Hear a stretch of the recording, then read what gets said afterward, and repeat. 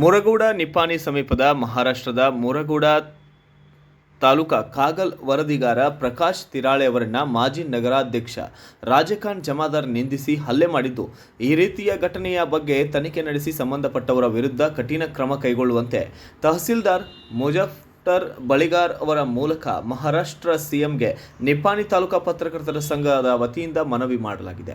ಈ ಹಿಂದೆ ಈ ಘಟನೆಯನ್ನು ಸಂಘದ ವತಿಯಿಂದ ಖಂಡಿಸಲಾಗಿತ್ತು. ಮನವಿಯನ್ನು ಸ್ವೀಕರಿಸಿದ ತಹಸೀಲ್ದಾರ್ ಅವರು ಶೀಘ್ರವೇ ಇದನ್ನು ಮಹಾರಾಷ್ಟ್ರ ಸರ್ಕಾರಕ್ಕೆ ಹಸ್ತಾಂತರಿಸಲಾಗುವುದು ಎಂದು ಭರವಸೆ ಕೂಡ ನೀಡಿದರು. ನಂತರ ನಡೆದ ಈ ಸಭೆಯಲ್ಲಿ ಕುರ್ಲಿ ಗ್ರಾಮದ ಪತ್ರಕರ್ತ ದಿವಂಗತ ಟಿ.ಕೆ. ಜಗದೇವ್ ಅವರಿಗೆ ಗೌರವ ನಮನ ಸಲ್ಲಿಸಲಾಯಿತು.